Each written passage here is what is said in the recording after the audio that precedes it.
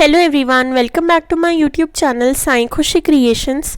जगन्नाथ रथ यात्रा एक बहुत बड़ा उत्सव और फेस्टिवल है।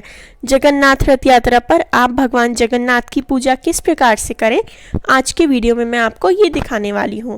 तो जगन्नाथ रथ यात्रा के दिन अगर आप रथ यात्रा में सहभागी नहीं हो पा रहे हैं तो आप अपने घर पर ही भगवान जगन्नाथ की या फिर भगवान श्री कृष्ण की पूजा कर सकते हैं। आप सबसे पहले पाटा लें, पाटे पर पीले रंग का कपड़ा बिछाएं। भगवान जगन्नाथ जी क्योंकि भगवान कृष्ण के अवतार हैं, कृष्ण जी के ही रूप हैं, तो उन्हें पीला रंग अति प्रिय है, पीताम्बर अति प्रिय है। तो पीले रंग का वस्त्र बिछाएं। उसके बाद थोड़े से चावल रखें। चावल पर जगन्नाथ जी की, माता सुभद्रा की और भगवान बलराम की मूर्ति को विराजित करेंगे इस तरीके से, और उसके बाद उनका पूजन शुरू करेंगे। सबसे पहले गणपति जी को भी यहाँ विराजित कर लेंगे और गणपति जी का पूजन करने के बाद ही जगन्नाथ जी का पूजन करेंगे। तो जगन्नाथ जी को भोग के देवता भी बोला जाता है, उन्हें भोग लगाया जाता है विविध विविध पकवानों का। तो आप जगन्नाथ जी को खीर का, किसी भी चीज़ मीठे का भोग लगा सकते हैं। रथ यात्रा के दिन भगवान को कुछ भी मीठे का भोग तो आप ज़रूर से लगाएं। और जैसा मैंने आपको बताया, अगर आपके पास जगन्नाथ जी नहीं हो तो आप उनकी जगह कृष्ण जी की पूजा भी, लड्डू गोपाल की पूजा भी। तो गणपति जी को सबसे पहले चंदन का तिलक करेंगे, टीका लगाएंगे, कुमकुम अर्पित करेंगे, अक्षत चावल अर्पित करेंगे और उसके बाद वस्त्र रूपी मोली भगवान को अर्पित करेंगे। वस्त्र रूपी मोली अर्पित करने के बाद भगवान को इत्र अर्पित करेंगे, फूल और तुरवा अर्पित करेंगे। आप चाहें तो भगवान को जनेऊ भी अर्पित कर सकते हैं। तो इस तरीके से दुर्वा अर्पित करने के साथ साथ भगवान को हम फूल चढ़ाएंगे। भगवान जगन्नाथ के लिए आप जो भी फूल मिले, फूल माला आप बना सकते हैं। अपने घर पर भी आप भगवान का भजन कीर्तन करें, नाम स्मरण करें और इस तरीके से रथ यात्रा के उत्सव को मनाएं, रथ यात्रा के त्यौहार को मनाएं। तो दीपक दिखाने के बाद इस तरीके से 3 बार दिया दिखा देंगे और अब हम भगवान जगन्नाथ की पूजा शुरू करेंगे। तो भगवान जगन्नाथ का आप अभिषेक भी करा सकते हैं। अभिषेक कराएं आप दूध, दही, शक्कर, शहद, चीनी, घी से, पंचामृत से आप अभिषेक कराएं भगवान का। उसके बाद तिलक करेंगे। तिलक करने के लिए चंदन का यूज़ करेंगे। भगवान जगन्नाथ को चंदन का तिलक किया जाता है। माता सुभद्रा को तिलक करेंगे, भगवान बलराम को तिलक करेंगे और उसके बाद कुमकुम अर्पित करेंगे। तो चंदन के ऊपर कुमकुम का तिलक अर्पित करेंगे, यानी सिंदूर का जो तिलक होता है, रोली लगाएंगे। रोली लगाने के बाद अब इस पर भगवान को अक्षत अर्पित करेंगे।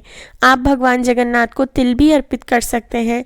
साथ ही साथ भगवान जगन्नाथ की पूजा में जो है तुलसी का भी विशेष महत्व होता है। तो भगवान को बहुत सारी तुलसी चढ़ाएं।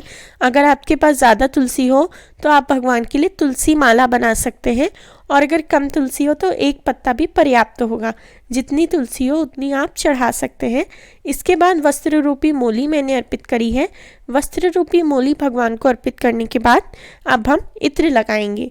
तो इस तरीके से भगवान सुभद्रा को, भगवान जगन्नाथ जी को, भगवान बलराम जी को, सभी को हम इत्र लगाएंगे। इत्र लगाने के बाद अब दीपक दिखाएंगे। तो भगवान को इस प्रकार से दीपक दिखा देंगे। दीपक का भी पूजन करेंगे। दीपक के पूजन के लिए थोड़ा सा हल्दी, कुमकुम और अक्षत हम अर्पित करेंगे। इस तरीके से भगवान पर दीपक पर हल्दी, कुमकुम, अक्षत आपको अर्पित करना है और फूल भी चढ़ा देना है।